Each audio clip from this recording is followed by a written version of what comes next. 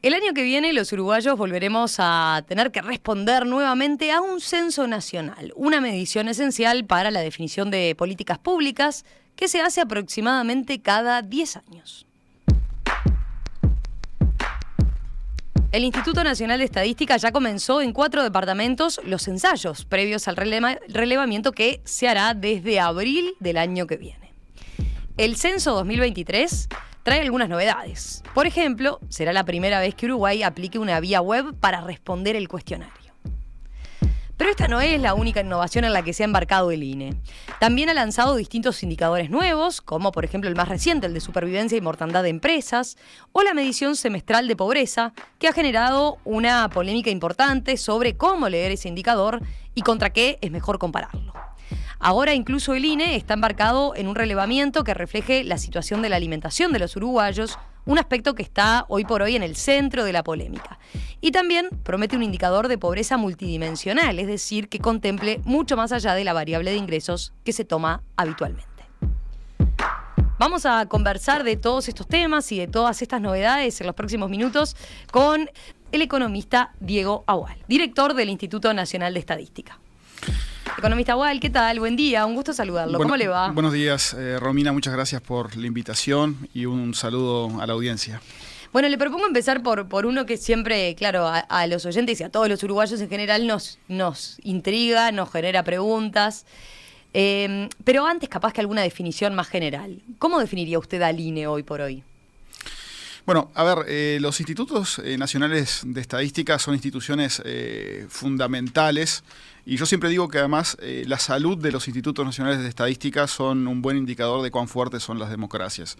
Los institutos nacionales de estadística generan estadísticas fundamentales para los países que permiten orientar la discusión en torno a un terreno relativamente firme, ¿no? Cuando no hay estadísticas, las discusiones se tornan en,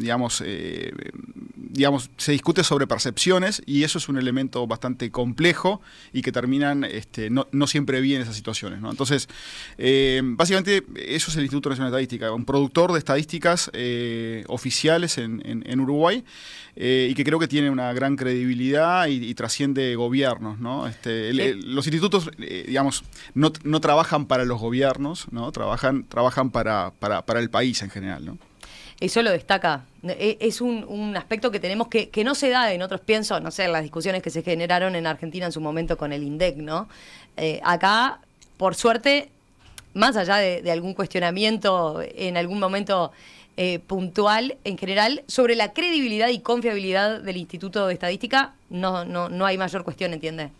Yo creo que sí, y usualmente cuando alguna voz aislada se levanta en ese sentido, hay muchas otras que enseguida salen en defensa del instituto, porque creo que todo el mundo reconoce la importancia de tener a alguien imparcial, ¿no?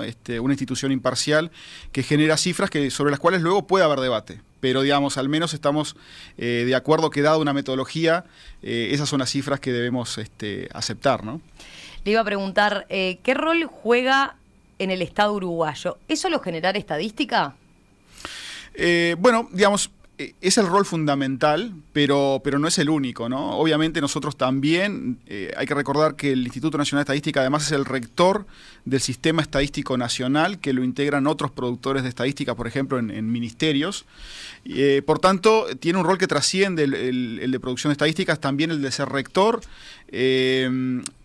Hace un año y algo lanzamos una norma para certificar la calidad de estadísticas, es la primera norma que existe en el país y por ejemplo el instituto ayuda a la certificación de otros productores de estadísticas para certificar la calidad de eso, ¿no? Pero también colaboramos en algunos casos con algunos ministerios u otras instituciones cuando necesitan generar algún tipo de estadística en particular. Incluso en el medio de la pandemia tuvimos un rol, digamos, relativamente importante para generar información, por ejemplo, para orientar la campaña de vacunación, ¿no? Es decir, nosotros hicimos un análisis justo al Ministerio de Salud Pública para ver en qué lugares del país había más gente sin vacunar y cuál era el perfil de esas personas. Y eso, por ejemplo, ayudó a la campaña de vacunación, ¿no? ¿Cuántas personas trabajan en el INE hoy por hoy? Bueno, ahora tenemos un personal un poquito incrementado, dado la situación del censo, pero somos en el orden de los 270 funcionarios, de los cuales alrededor de 100 es personal de campo, son encuestadores, digamos. O sea que en oficina somos alrededor de 170. ¿Qué son el resto todo economistas? No, bueno, hay sociólogos, hay economistas, hay licenciados en estadística, es decir, es un mix bastante amplio, que dicho sea de paso tenemos que fortalecer muchas de las capacidades de nuestros funcionarios, lo estamos haciendo con capacitación, pero el INE tiene una visión de moverse de lo que es su trabajo más habitual, que es hacer encuestas, hacia ser un gestor y administrador de datos y no necesariamente un productor de esos datos. O sea, hay muchos datos en el sector público, en el sector privado.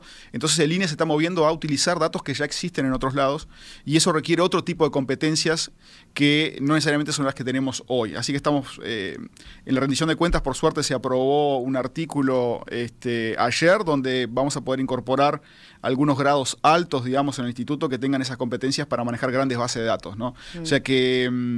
va a dejar de tener peso en líneas generales, ¿no? Ahora vamos a entrar en los detalles porque ahí en el censo en particular que se viene, eso tiene un aspecto importante, pero en líneas generales va a dejar de tener un peso tan importante lo que es el trabajo de campo para dar lugar a esto otro. Porque el oyente puede preguntarse, sí, efectivamente, el Estado uruguayo tiene mucha información de nosotros, ¿no?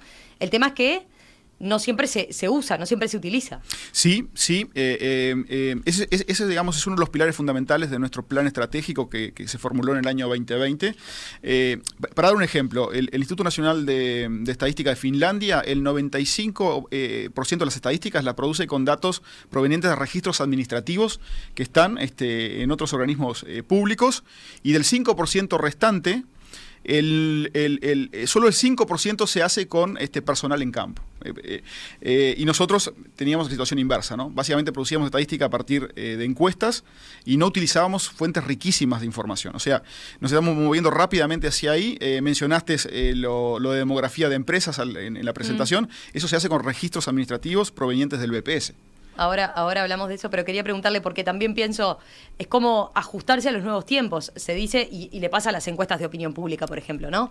Cada vez, ¿cómo se llevan ustedes con esa realidad de encontrarse con gente que cada vez está menos dispuesta, o está menos en la casa, o está menos dispuesta a destinar tiempo a contestar la encuesta, o hasta abrirle al encuestador, ¿no? A comunicarse con el encuestador? Sí, efectivamente, ese es un problema. Hace unos pocos meses, UNECE, que es un organismo de las Naciones Unidas, hizo una declaración diciendo que los institutos necesitan tener más acceso a datos del sector privado, sobre todo de grandes empresas que recopilan información sobre la gente, porque hay dificultades crecientes para que los institutos obtengan información por las vías tradicionales. Es decir, en Inglaterra, por ejemplo, había mucha dificultad para las encuestas de hogares.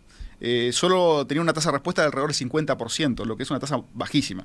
En Uruguay, por suerte, tenemos tasas bastante más altas, del orden del 90%, pero va a ser un problema creciente el obtener información por la vía tradicional de ir a golpear puertas, ¿no? Entonces, y además, no es muy eficiente cuando muchas veces esa información ya está disponible en otros lugares. Claro. Entonces, sin duda, hacia allí nos estamos moviendo. Lo que pasa que ahí, a ver si no estoy errada, ¿no? Pero en algún momento me tocó contestar una vez una encuesta y no era una cosa de que me dejaron solo me golpearon la puerta y ahí mismo me hicieron el cuestionario, sino que me lo dejaron diciéndome, sos uno de los hogares seleccionados y me dieron tiempo para completar ese cuestionario y después pidiéndome que llamara incluso para dar la información. ¿Es así en general cómo se hace? Sí, la encuesta continua de hogares tiene básicamente dos instancias. Una instancia que es presencial, efectivamente llega una carta de aviso de que ese hogar va a ser visitado. Se hace una entrevista presencial que lleva, unos 20 minutos, 20-25 minutos. Y luego lo que se hace es un seguimiento telefónico durante 5 meses, pero sobre un módulo más pequeñito que tiene que ver con el mercado laboral. Eso es la encuesta continua de hogares. Y la entrevista completa que se hace al comienzo básicamente tiene 3 partes. Una parte sobre ingresos, una sobre el mercado laboral y otra sobre condiciones más generales de vida de los hogares, que incluye condiciones de las viviendas, ¿no? Economista Abual, tenemos muchos temas para conversar, pero decía, empiezo por uno que a la gente siempre le genera preguntas, dudas, y tiene que ver con novedades de estos días. El INE ya puso en marcha los preparativos para el censo del año que viene. El último censo, recordemos, se realizó entre 2011 y 2012. Y el próximo se va a realizar entre abril y mayo de 2023. Ahora estamos en lo que se define una etapa experimental que va hasta noviembre, concretamente. Y ahí tiene que ver algo que usted señalaba recién, ¿no? De hecho, comentaba, por ejemplo, el año pasado declaraba el diario El Observador que el INE aspiraba a que el censo del año que viene se haga con una mezcla de datos recogidos puerta a puerta con datos que la población entonces ya dejó en diversos organismos públicos, en diversos registros públicos. ¿Cómo es eso? ¿Cuánto de este censo va a tener que ver con eso, con lo que ya sabe el Estado de nosotros? Bueno, en realidad nosotros estamos haciendo dos censos de forma paralela, digamos. O sea, uno es un censo que tiene todavía cosas de bastante tradicional. Es un censo que va a ocurrir, como bien dijiste, en abril y mayo del año que viene. De todas formas, va a ser un censo que tiene una innovación, que es la posibilidad de que las personas autocompleten la información censal por un formulario web en cualquier dispositivo electrónico, un celular, por ejemplo. Esa es una innovación, pero va a ser un censo que, por lo demás, va a ser bastante tradicional. O sea, una vez que se cierre la ventana para completar vía web, van a salir censistas de forma presencial para hacer dos tareas. Pedir la información a aquellos hogares que no brindaron información vía web, y aquellos que sí brindaron información vía web, pedirle un código de que completó la información vía web. O sea que, a todos los efectos, este es un censo bastante similar o bastante tradicional. Pero tiene esa novedad, entonces. Vamos a tener un periodo en el cual se nos va a pedir que completemos por vía web. Ese va a ser el primer paso, digamos. Exactamente, o sea, la idea es que en las primeras semanas de abril del año 23 nosotros habilitemos exclusivamente la vía web para censarse. Una vez que se cierre esa vía, ahí sí saldrán los censistas de forma presencial, que recorrerán todo el país de forma exhaustiva, solo que no tomarán la información en todos los hogares. Lo que ya proporcionaron vía web simplemente es un código de que completaron la información. Y en cuanto ahí, hago un paréntesis, en cuanto a la fiabilidad de los datos, ahí no hay inconveniente, ¿es lo mismo? Es lo mismo, de hecho, yo siempre pongo un ejemplo que creo que es muy ilustrativo de que a veces la información proporcionada vía web puede ser de mejor calidad incluso que la información que un censista cara a cara puede tomar. Por ejemplo, en la variable educación, ¿no? Hay que recordar que el censista se encuentra con un informante en cualquier momento del día y allí, en esa instancia, le hace la entrevista. Sin aviso previo, digamos. Y, por ejemplo, le puede preguntar por cuántos años de educación tiene la abuela. La persona tiene que en ese momento recordar o aproximar los años de educación que tiene la abuela. A lo mejor dice 5 años y tal vez eran 6 o eran 3. Mientras que si es el formulario web, uno puede pausar el formulario web, esperar que la abuela llegue en la noche y preguntarle: abuela, ¿cuántos años de educación tenés?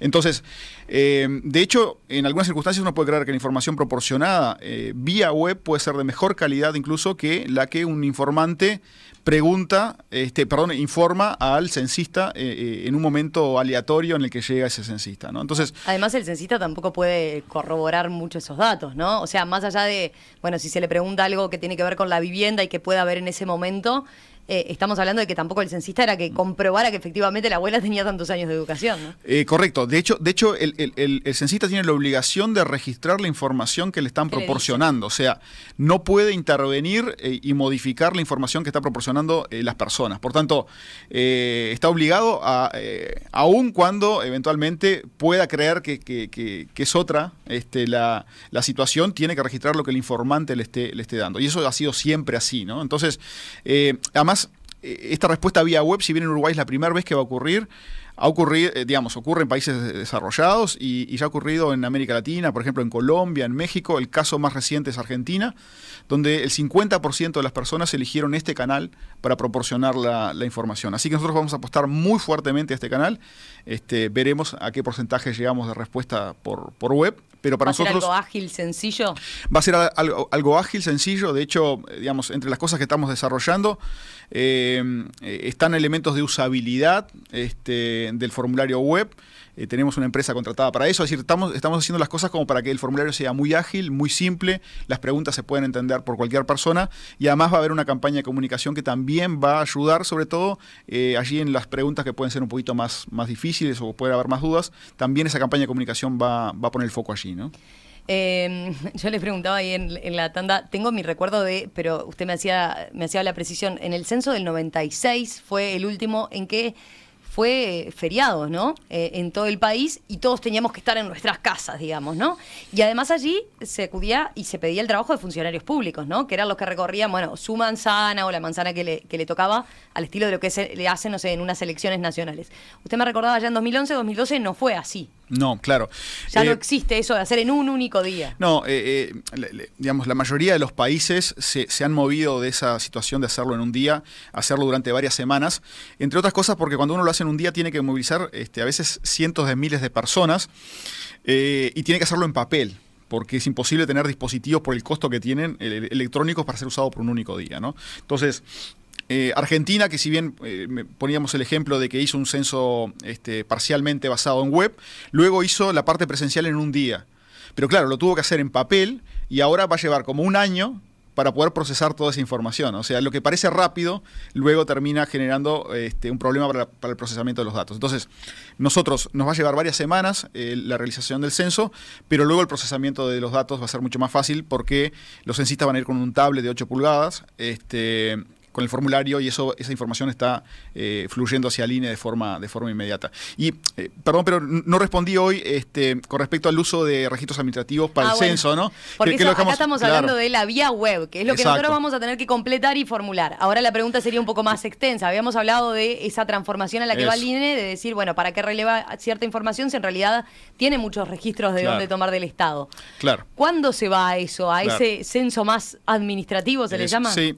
Censo basado en registros administrativos. En realidad, lo que nosotros estamos haciendo es, de forma paralela a este censo que dijimos que es más o menos tradicional, estamos trabajando con un equipo que está haciendo de forma paralelo un censo basado en registros administrativos, pero eso no va a ser público. Lo estamos haciendo simplemente a los efectos de ir chequeando la información que obtenemos por esa vía y luego compararla con la del censo que vamos a hacer. Entonces, tenemos un equipo de gente, tenemos presupuesto asignado para eso y el objetivo es que hacia el próximo censo, en el 2030, ya no tengamos que hacer un censo de forma tradicional. Así que estamos trabajando de forma muy fuerte. ¿Para cuándo dijo 2030? 2030.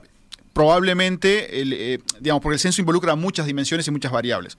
Probablemente algunas de las variables, por ejemplo, el contar cuántos somos, podemos comenzar a publicarlo de forma anual, de forma previa, probablemente. Pero luego cuando uno quiere completar con otras variables, no sé, la de educación, por ejemplo, que uno puede obtener información, no sé, de la UDELAR, de las universidades privadas, de la ANEP, etcétera, para construir esa variable, bueno, eso tal vez lleve algún tiempo mientras conseguimos esas fuentes de información y demás, ¿no? Pero sí, ese es el futuro, digamos. Finlandia, otra vez para poner un ejemplo que había traído hoy, hace 40 años que hace un censo basado en registros administrativos. Yo estuve en Finlandia hace un mes y medio, y arriba en un edificio hay un conteo en tiempo real de la población. Uno allí ve que va cayendo, subiendo la población, o sea que ya no necesitan hacer el censo para contar, ¿no? Yendo a lo de hoy, lo de estas novedades de los últimos días, yo decía, están en una fase experimental ya. Concretamente, por las dudas, por si a alguno de los oyentes le toca entrar en esta fase experimental. ¿Qué implica esto? ¿Es como un adelanto? ¿Es efectivamente solo experimental y van a tener que hacerlo efectivamente en 2023? Sí, a ver, esto es un ensayo general, en realidad. Un ensayo general. Esto es un ensayo general, o sea, el censo experimental es un ensayo general de cara a el censo que va a ocurrir en el año 2023, por tanto... Acá tengo que agradecer a las personas que sean abordadas por un censista o que les llegue un aviso para que hagan el censo vía web, porque las vamos a tener que molestar 2 veces. O sea, ahora es para probar los sistemas, para probar todo el despliegue en el territorio y tratar de equivocarnos lo máximo posible ahora y evitar errores cuando realmente la dimensión de esto sea muy grande, ¿no? Entonces, esto está ocurriendo ahora en octubre y noviembre en Montevideo, en Lagomar en Canelones, en Minas de Corrales en Rivera y en Guichón en Paysandú. Así que vamos a estar visitando algunas partes de Montevideo, algunos barrios y algunas manzanas de esos barrios para probar los sistemas, ¿no? ¿Tiene alguna novedad en cuanto a qué se va a medir en este próximo censo? Bueno, sí. Porque está lo clásico, ¿no? Eso que decía, bueno, ¿cuánto? lo primero es saber cuántos somos, tener esa precisión. Después, recordemos los otros datos clásicos y qué se va a incorporar en el año que viene en particular. Sí. Bueno, el censo tiene... A ver, la gran virtud del censo es que una vez que uno releva esta información nos permite tener una imagen muy nítida a nivel de una manzana. Esa es la gran potencia del censo. Uno a nivel de una manzana sabe cuántas personas viven allí, de qué sexo, promedio de edad, años de educación promedio, etcétera. Es decir, tiene una potencia muy, muy fuerte, pero la contracara de esto es que uno no puede hacer un cuestionario muy largo, ¿no? Porque lo hace de forma exhaustiva a lo largo y ancho del país. Pero básicamente se indaga sobre características de las personas, sexo, edad, educación, elementos vinculados a la discapacidad, a la migración, y luego elementos vinculados a la vivienda, ¿no? Si es una vivienda que tiene techo liviano o no, condiciones de las paredes, condiciones de los pisos, si tienen conexión a saneamiento, si tienen conexión a red eléctrica, a agua. Es decir, son elementos bastante básicos, pero que luego permiten orientar a la política pública, ¿no? Dónde abrir una escuela, dónde abrir un centro CAIF, dónde abrir una policlínica, dónde hacer saneamiento. Todas esas decisiones de política pública se toman entonces a partir del censo. Exactamente, de la información exactamente. O sea, el impacto del censo es gigante, va a orientar muchísimas políticas que van a impactar en la calidad de vida de los uruguayos durante 10 años. Por eso es tan importante que todos estemos detrás de este emprendimiento, ¿no? Y bueno, digamos, esos son un poco el cuestionario, básicamente, bueno, y también equipamiento del hogar, ¿no? O sea, qué tipo de electrodomésticos tienen, si tienen vehículos o no. Es decir, son cuestiones bastante básicas, preguntas bastante elementales, pero que permiten tener una fotografía, como dije hoy, muy nítida a nivel de una manzana. Y eso es muy potente. No hay ningún otro, digamos, operación estadística que realice el instituto que permita tener una visión nítida a ese nivel. O sea, esto permite poner una lupa muy chiquita y saber exactamente cómo estamos viviendo entre dos calles, digamos, ¿no? Entonces, eso desde el punto de vista de la política pública es realmente muy potente. ¿Alguna otra novedad, algo que le pueda sorprender a los oyentes? Tengo preguntas, por ejemplo, Soledad dice, buen día, siempre me pregunté si tienen pensado relevar la cantidad de gente que, por ejemplo, realiza deporte de manera regular. Bueno, como decía al comienzo, hay muchísimas preguntas y de hecho en estos días estamos recibiendo muchísimas demandas de cosas que distintas instituciones quieren relevar, ¿no? Pero otra vez, la ventaja del censo es que es muy exhaustivo y que llega a todo el país, pero tenemos que ser parsimoniosos en la cantidad de preguntas. Entonces, muchas preguntas tienen que ser abordadas con otros instrumentos, por ejemplo, encuestas, ¿no? Y no sobrecargar al censo que luego pueda amenazar la realización, ¿no? Pero sí, hay algunas cosas que pueden resultar novedosas. Hay una pregunta que estamos evaluando ahora en el censo experimental que tiene que ver con la cantidad de mascotas que tienen los hogares. Es una pregunta bastante importante para orientar algún tipo de políticas. Esa pregunta la estamos probando. Como dije hoy, hay preguntas vinculadas a la migración, que es un fenómeno muy importante en los últimos tiempos en Uruguay y sobre las cuales no hay buenas estadísticas en el país. Entonces allí tenemos unos módulos que van a indagar sobre ese fenómeno, como dije, elementos vinculados también a la discapacidad. Es decir, hay varias dimensiones que o son nuevas o han sido extendidas con respecto al cuestionario del censo pasado, ¿no? Tengo otras preguntas. Matilde pregunta, ¿cómo se censan a las personas que viven en la calle? Supongo que debe haber un abordaje específico para esa población. Correcto. Es decir, nosotros tenemos un dispositivo estándar para las situaciones normales y luego varios dispositivos especiales para situaciones como esa. De hecho, seguramente lo que vamos a estar haciendo es un censo de población en situación de calle junto con el MIDES. Ya tenemos experiencia de hacerlo junto al MIDES en años anteriores, así que seguramente haremos un dispositivo de ese estilo. Hay que censar, por ejemplo, en horarios de la noche y hacer un operativo en una única noche para no contar doble a personas que se han movido, por ejemplo. Entonces, ahí va a haber un dispositivo específico para personas que viven en hogares colectivos, por ejemplo, pensiones o incluso cárceles. Bueno, son otro tipo de dispositivos que hacemos. Entonces, hay un dispositivo estándar y luego varios dispositivos para situaciones particulares, ¿no? Tengo más preguntas. Por ejemplo, este oyente, María Noel, dice... ¿El censo se ampliará a los uruguayos que residen en el exterior? No, el censo solo censa a las personas que están en el territorio, viviendo de forma habitual. Por tanto, no cuenta a los uruguayos que tienen residencia en el exterior, ¿no? Bien. Dos preguntas que tienen que ver con la seguridad por distintos lados. Hay quien dice, bueno, ¿cómo sabremos para identificar? ¿Es seguro por el tema de ingreso a los hogares del censador? ¿Qué elementos puede tener, dice este oyente? Entiendo, interpreto la pregunta que viene por ese lado, ¿no? En un momento de tanta inseguridad, a veces hacer que alguien entre al hogar va a generar cierta resistencia, ¿no? Sí. Ahí la respuesta tiene dos partes. Por un lado está la opción web. Por tanto, justamente la opción web viene a solucionar este problema para mucha gente que prefiere no abrir la puerta. Por favor, respondan el formulario web. Si no saben cómo hacerlo, pidan asistencia a un hijo, a un sobrino, a un nieto que pueda hacerlo. Y la segunda parte es que los censistas van a ir debidamente identificados con un chaleco identificador, con un carnet que los identifica.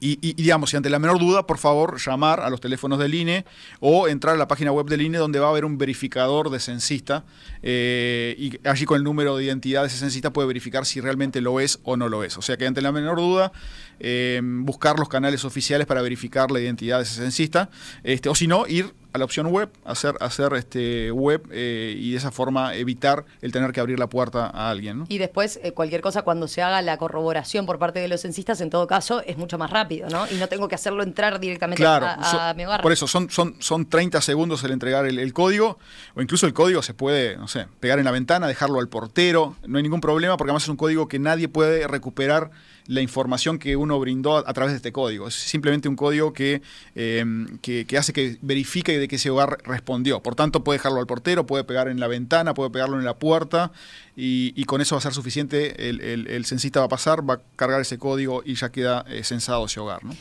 Otro tema de seguridad y que genera mucha sensibilidad en este momento en particular. Luis dice, quizás se podría decir qué cosas no se preguntarán por si llega un formulario falso para robar datos. Bueno, porque yo hablaba de la seguridad física, pero hoy por hoy tenemos este otro aspecto, ¿no? La seguridad informática. Muy buena observación. Una cosa que nosotros no preguntamos en el censo es datos sobre ingresos. O sea, si alguien le pregunta algún dato vinculado a ingresos o cuánto gana en el trabajo, etcétera, esa persona no proviene del Instituto Nacional de Estadística. Entonces, esa es una forma muy fácil de detectar.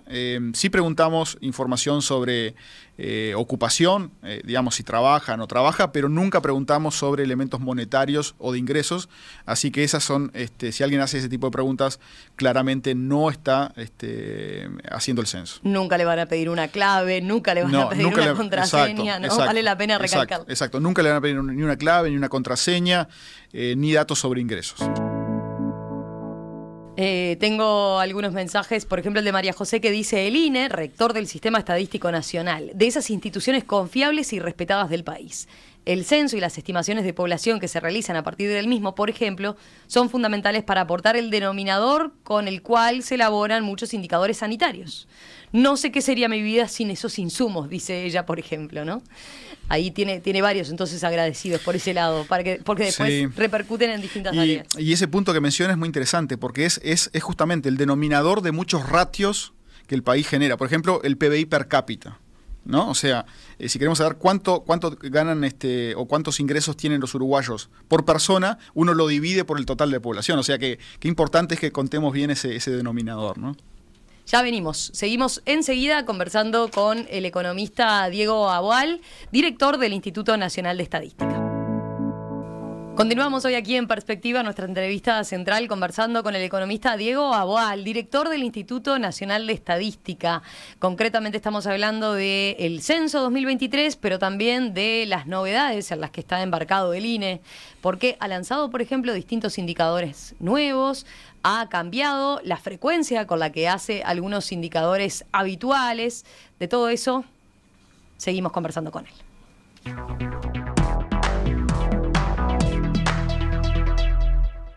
Economista Boal, voy a el dato de pobreza. En la última semana se armó una suerte de polémica con el dato de pobreza del primer semestre del año que fue publicado por el INE.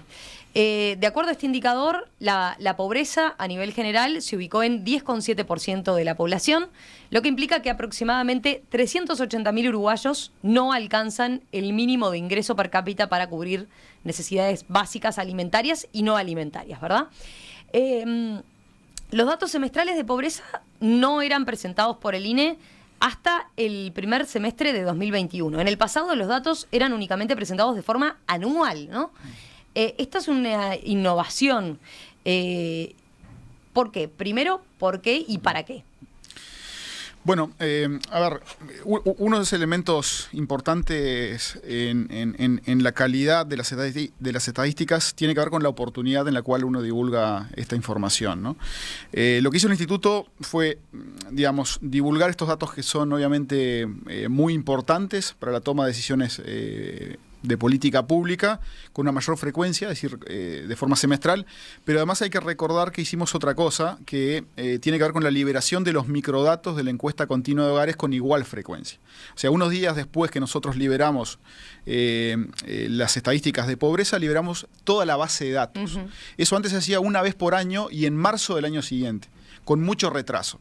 Eso, entre otras cosas, no permitía que muchos agentes tuvieran esa información que es muy valiosa, entre otras cosas, para focalizar la política pública. Entonces, el objetivo era generar estadísticas con mayor frecuencia que pudieran alimentar eventualmente la política pública, pero también liberar estos datos, que son datos muy importantes, a partir de los cuales, por ejemplo, generamos información de desempleo y empleo en el país y que se liberaban solo una vez por año, ¿no? Entonces ahora liberamos las bases semestrales enseguida que liberamos el dato de pobreza. Entonces, esa es la explicación, es para entregar datos de una forma mucho más oportuna, que era muy reclamado por muchos agentes públicos y privados. ¿Y previeron esta discusión que se iba a empezar a dar cada vez que el INE semestralmente entonces publica el dato de pobreza?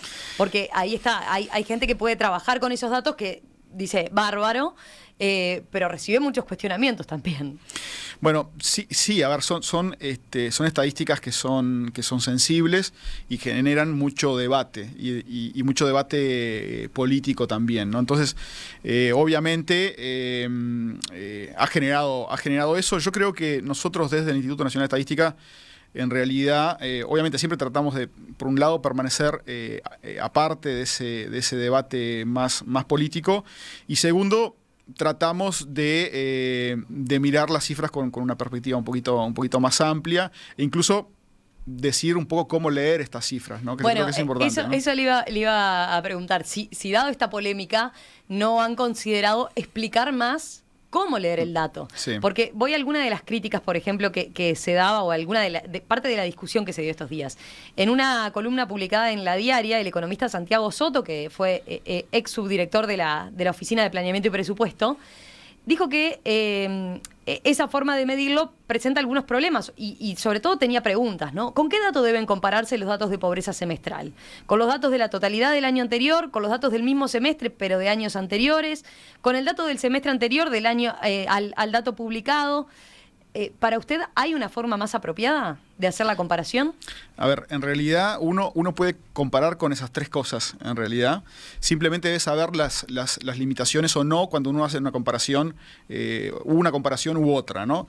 Y esto es igual con, no sé, con cualquier otro indicador que nosotros divulgamos. Por ejemplo, el IPC y la inflación. O sea, ¿con qué comparamos? ¿Con igual mes del año anterior? ¿Con el mes anterior? Es decir, las dos comparaciones son válidas y las dos me arrojan informaciones que son distintas. Por tanto, para los periodistas siempre es todo un tema, como titular, por ejemplo, claro, ¿no? Claro. Bueno, ¿en relación a qué variable bajó o subió? Claro. Si lo comparo frente al semestre inmediato anterior, frente al último dato del año anterior, la medición anual, todo en los distintos indicadores, ¿no? Pero en particular, que es más sensible. A ver, digamos, acá, claro, sin duda, y yo creo que digamos, cualquiera de las tres comparaciones que mencionaste son válidas. Es decir, con respecto al mismo semestre del año anterior, digamos, si bien no es del todo claro que estos indicadores tengan una estacionalidad muy marcada. Como sí en otros. Como sí en otros que la tienen mucho más marcada. Digamos, está bien si uno compara con el mismo semestre del año anterior,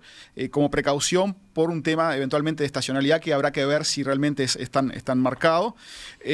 Pero en ese caso uno está comparando con un valor que ya tiene una cierta distancia en el tiempo. Entonces, en ese sentido, es mejor comparar con un indicador que está más cercano en el tiempo, pero ahí la comparación puede estar eventualmente algo contaminada de algo de estacionalidad. O comparar con el promedio del año, que es una señal más estable en el sentido que tiene un tamaño de muestra más grande y menores márgenes de error. Entonces, las tres comparaciones son válidas con ciertas precauciones. Y cuando uno mira las tres juntas, uno puede tener ciertas conclusiones, ¿no? Por ejemplo, nosotros tuvimos un semestre con 10,7%, que hay que recordar que el INE no da la cifra de pobreza. O sea, lo que da el INE es una estimación puntual de un fenómeno que no es observable, ¿no? Porque digamos, uno tiende a creer que lo que el INE dice 10,7, eso es la pobreza. No, es una estimación puntual de la pobreza que tiene márgenes de error. Hay que partir de ese punto, ¿no? Y cuando uno observa los tres semestres, básicamente uno tuvo 10,2 en el primer semestre del 21, 11 en el segundo semestre y 10,7 en este. Estas cifras tienen un margen de error que está en el orden de 1 punto porcentual. O sea que, digamos, al 95% de confianza podría ser, por tanto, entre 11,7 y 9,7, lo que estamos observando en este primer semestre. Y por tanto, cuando uno observa los tres semestres, yo creo que la gran conclusión hasta que entre más información es que básicamente la pobreza muestra una cierta estabilidad en los últimos 3 semestres. En un escalón más abajo que el 2020, que fue el pico que tuvimos de 11,6, o sea que estamos en el orden de 10,6, 10,7 en este momento, o sea que un punto por debajo de eso, y en ciertos niveles de estabilidad. Hay que esperar un poquito para realmente ver si esto se mueve hacia un lado o hacia otro. Pero yo creo que la gran conclusión es, con los datos que tenemos y con los márgenes de error que tiene esto, básicamente tenemos una situación de relativa estabilidad a nivel global de la pobreza, ¿no? de la estimación de la pobreza. Saliendo, a ver si le entiendo bien, pasando limpio, respecto a la situación más complicada en plena pandemia, ahora las mejoras, después que se mejoró, bueno, las variables no son significativas como para sacar conclusiones así tajantes de aumentó la pobreza o bajó la pobreza. Claro, digamos... Por lo menos en términos, cuando miramos el indicador en general, eso, ¿no? Ahora vamos a algún grupo etario. Es decir, cuando miramos los 3 semestres, y miramos incluso el promedio del año pasado, que fue 10,6, y ahora esta observación de 10,7, lo que uno puede decir es que en estos 3 semestres básicamente hay un cierto nivel de estabilidad con fluctuaciones, porque las estadísticas tienen fluctuaciones. Sí estamos algo así como 1 punto por debajo de lo que fue en el año 2020, que fue 11,6. 11,6. Y veníamos de valores en el 2019 de 8,8. O sea, tuvimos un salto en el año 2020, en plena pandemia, y luego parece haber un retroceso que es estadísticamente significativo, del orden de 1 punto, pero luego estamos allí estabilizados. O sea que habrá que esperar los próximos semestres a ver lo que ocurre, ¿no? Y digamos, además cuando uno ve, y en una situación en la que ahora estamos altamente afectados por el valor y por el precio de los alimentos, ¿no? Que es un elemento que golpea sobre la parte de la canasta básica alimenticia. A ver, ¿cómo impacta eso? Expliquemos técnicamente cómo impacta claro. el dato de inflación en este dato en particular, en este indicador de la pobreza. Porque básicamente uno, para clasificar un hogar si es pobre o no, lo que hace es ponerle precio a una canasta básica. Y esa canasta básica tiene 2 componentes. Una canasta básica alimenticia y una canasta básica no alimenticia, que incluye otros productos no alimenticios. Cuando uno mira la evolución del costo de esta canasta básica alimenticia, por ejemplo, en Montevideo, lo que uno observa es que hacia julio de este año, cuando uno compara con un año anterior, digamos, el costo de esto subió alrededor del 12%, mientras que la inflación estuvo en el 9,5%, bueno, ahora 9,95 en la última cifra en agosto, pero en el orden del 9,5, 9. Por tanto, digamos, los precios de los alimentos golpearon muy fuerte sobre la canasta básica alimenticia, que es que incide sobre el costo total de esta canasta que uno para clasificar a los hogares. Por tanto, eso está ocurriendo ahora. Veremos qué ocurren con los precios hacia adelante, si hay una reversión, pero obviamente eso es un indicador que va hacia aumentar el costo de esa canasta y por tanto que más hogares caigan por debajo, ¿no? En particular, la canasta básica alimenticia además es muy importante para clasificar a los hogares como indigentes. O sea, indigentes son los hogares cuyos ingresos no superan el valor de esta canasta básica alimenticia. Entonces, obviamente, cuanto más suban estos precios, menos hogares logran superar esa línea y, por tanto, caen por debajo de la indigencia, ¿no? de la línea de indigencia. Bien, así que este aspecto pesa, hay que contemplarlo dentro del análisis, pero en líneas generales usted dice, bueno, hay que esperar más todavía para ver cambios significativos para un lado o para el otro en lo que tiene que ver con la pobreza y la indigencia en particular. Le quiero preguntar ahora por un grupo de población que también es la que ha generado otro debate, que tiene que ver con la pobreza en los niños, ¿no? Los datos del INE para el primer semestre de este año muestran que 22,5% de los niños menores de 6 años son pobres, al igual 18,5% de los niños entre 6 y 12 años, y después entre la franja etaria entre 13 y 17 años, allí es el 17,1%. En el caso de los menores de 6 años, este 22,5% está 1,5 puntos porcentuales por encima del dato del segundo semestre de 2021 y 6,4 puntos por encima de la medición del primer semestre de 2021. Mi pregunta es, acá sí estaríamos como fuera del rango, del margen de error, ¿no? Acá sí se puede sacar una conclusión. A ver, digamos, para que un cambio sea significativo en este primer rango etario de 0 a 5, porque hay que recordar que tenemos Uruguay, desgraciadamente, pocos niños, y por tanto, y esto es una muestra de esos niños, lo que estamos haciendo con la encuesta continua de hogares.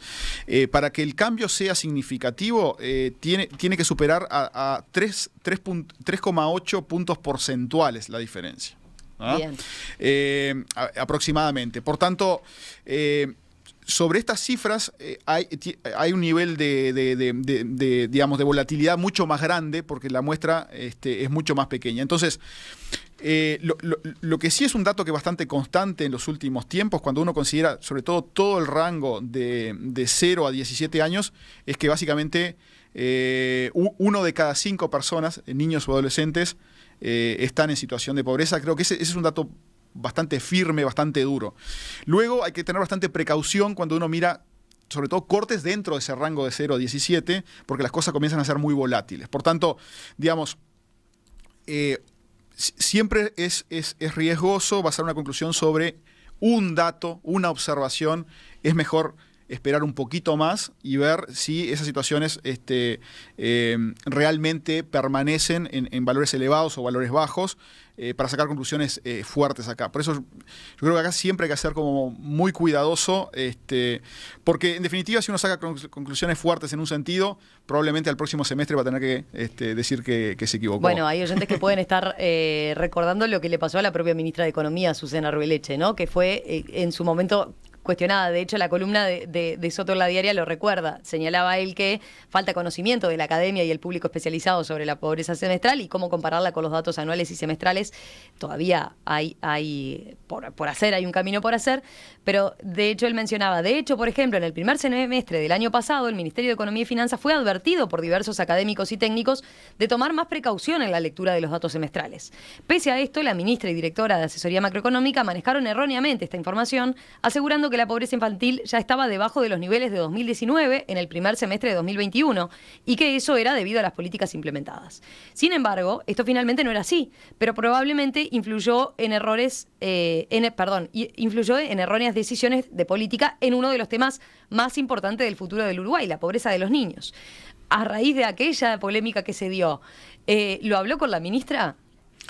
No, a ver, nosotros, como mencionaba al comienzo, nosotros tratamos de mantenernos un poco al margen de la discusión pública de estos indicadores, y sí, simplemente, como estuvimos en esta charla, indicar cómo uno debe leer esto, ¿no? O sea, y las grandes recomendaciones son, pero no para la ministra, obviamente, pero en general, ¿no?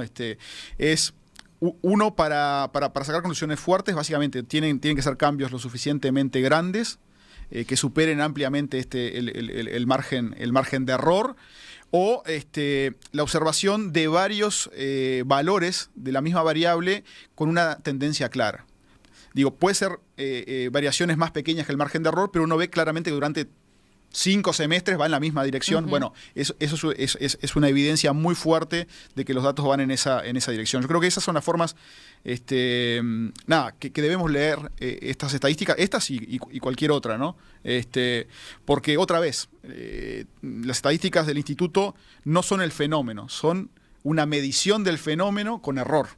Entonces, es importante tener en cuenta eso, ¿no? ¿Se vienen cambios igual en la medición de pobreza? ¿Más aspectos? Bueno, nosotros estamos, hay que recordar que hoy nosotros medimos la pobreza con esta canasta básica, y esta canasta básica fue definida con parámetros de consumo del año 2005-2006. Estamos ya a más de 15 años de ese momento, y por tanto estamos en un proceso en el que estamos trabajando con una nueva canasta de consumo, al igual que para el cambio de base de IPC, digamos. Entonces, sí, estamos muy cerca de concluir ese proceso de definición de una nueva línea de pobreza con una canasta que fue relevada básicamente en el año 2017 por el Instituto Nacional de Estadística. Se siguió a hogares durante un año entero, y allí se extrajo los patrones de consumo. Entonces, a partir de eso va a haber una nueva definición de una nueva línea de pobreza. Estamos muy avanzados con ese proceso. Pero por ahí todavía se sigue considerando los ingresos para adquirir esos bienes, ¿no? Claro. ¿Cuánto falta para tener lo que han llamado como un indicador de pobreza multidimensional? Es decir, algo que vaya más allá, ¿no? Porque también es muy relativo. Si nos ponemos, las estadísticas son las estadísticas, pero si nos ponemos en términos de la persona que está efectivamente atravesando esa situación, y no me cambia mucho tampoco, ¿no? Si un día por el margen estoy un poquito por abajo y no llego a ser calificado como pobre, o si un semestre estoy un poquito por arriba y llego efectivamente a ser calificado así. Hay muchos más aspectos que deberían considerarse, ¿no? Claro, por eso que yo hoy, cuando decía que nosotros lo que hacemos es dar una medida del fenómeno, cuando uno dice eso, no solo está involucrado el elemento del margen de error y demás, sino también que está supeditado a un tipo de metodología para aproximar el fenómeno. Que es la más extendida en el mundo también, ¿no? Es la más extendida en América Latina. No necesariamente en los países desarrollados se usan otras metodologías, pero sí en América Latina es la más extendida por lejos. Es una gran virtud porque la metodología está bastante aceptada, pero tiene efectivamente lo que tú mencionabas. Una de las limitaciones de la metodología por el método del ingreso es que fluctuaciones muy coyunturales del mercado laboral hace que un hogar pueda pasar rápidamente de estar abajo o arriba de un mes a otro. ¿No? Y sin embargo no cambiaron las condiciones sustanciales. Correcto, o sea, ¿no? Correcto. Yo sigo viviendo en el mismo lugar y en el mismo ambiente. En la misma vivienda, tal vez con saneamiento o no, tal vez con educación o no, con precariedad en el trabajo. Entonces, digamos, la mayor parte de los países en América Latina han ido a una medición que es complementaria del método del ingreso, que es una medición de pobreza multidimensional que va a factores más duros, ¿no? Y que tienen menos volatilidad que el ingreso. Y por tanto allí uno considera elementos vinculados a la educación, elementos vinculados a condiciones de la vivienda, si tiene saneamiento o no, por ejemplo, qué tipo de inserción tienen en el mercado laboral, elementos vinculados a la salud, que uno cree que esos son elementos más duros y que varían menos en periodos más cortos y que realmente muestran el fenómeno de la pobreza con una señal más firme, ¿no? Entonces, estamos trabajando en esto, estamos trabajando con la ayuda de UNICEF y del PNUD. Este es un proceso que nos va a llevar un poquito más de tiempo, pero estamos trabajando muy fuerte en esa dirección.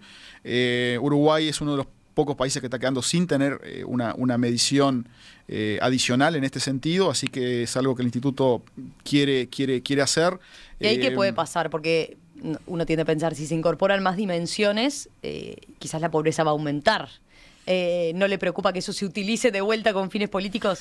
Bueno, lo primero que hay que decir es que, como es una forma distinta de abordar al fenómeno, seguramente van a dar mediciones distintas. Por lo tanto, eso hay que aclararlo desde ya.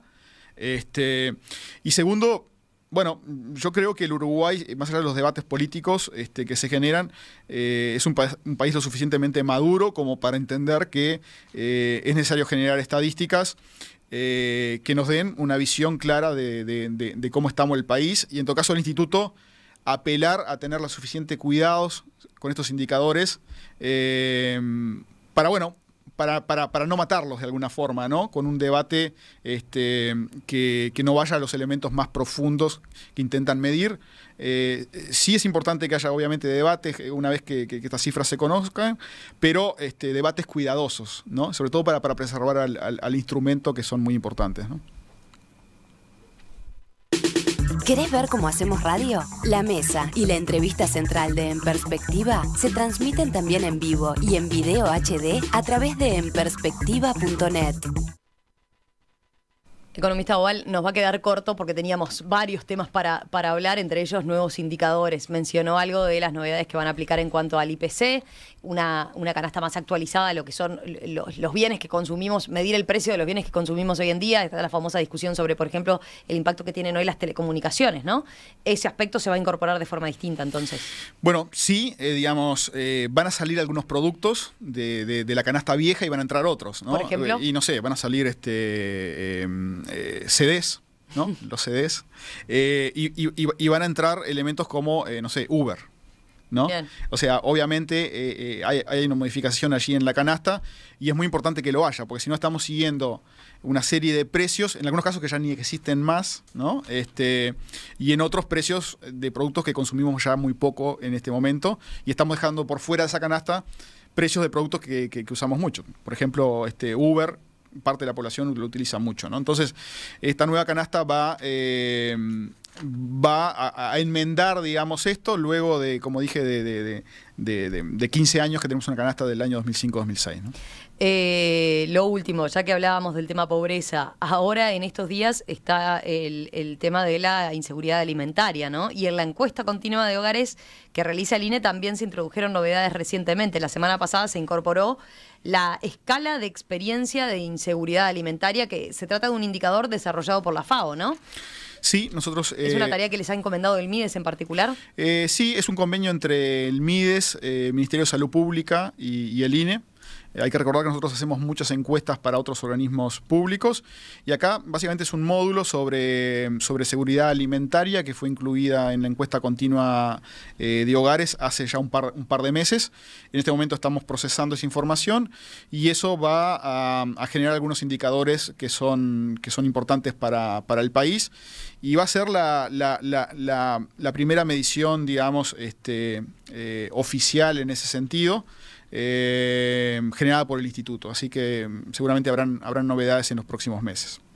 Economista Diego Abual, director del Instituto Nacional de Estadística, gracias por estos minutos esta mañana aquí en Perspectiva. Volvemos a conversar en cualquier momento, seguramente el año que viene, sin duda, a propósito del censo, porque más sobre la fecha va a haber más preguntas, más consultas, más inquietudes. Gracias. Muy amable, muchas gracias por la invitación.